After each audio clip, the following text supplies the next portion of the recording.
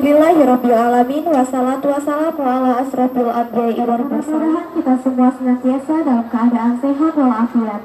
Amin amin ya rabbal alamin. Acara akan menyampaikan kegiatan kita pada pagi hari ini, yaitu 1. Pembukaan, 2. Pembacaan surat Al-Fatihah, 3. Pembacaan surat Yasin.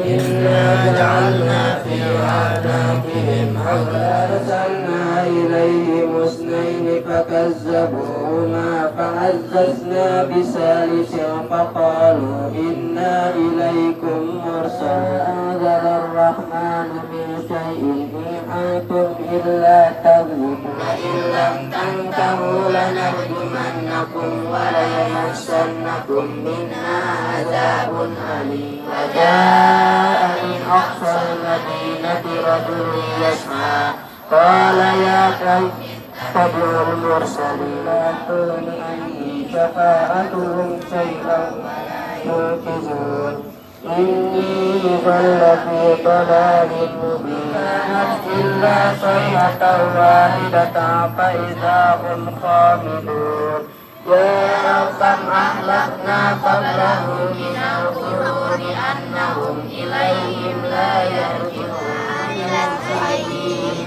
أفلا يشكرون يعلمون يعتذرون الليل نسلهم النهار فإذا هم مظلمون لا الشمس ينبغي لها أن تدرك القمر والليل سابق النهار وكل في فلك يسبحون وآية لهم أنا حملنا ذريتهم في الفلك إلا رحمة منا ومتاعا إلى حين آمنوا أنعم لو يشاء الله أتم بالسور فإذا هم من الأجداث إلى ربهم يسعدون ألا تعبدوا الشيطان إنه لكم عدو مبين وأن اعبدوني هذا صراط مستقيم ولقد آتينا منكم جبلا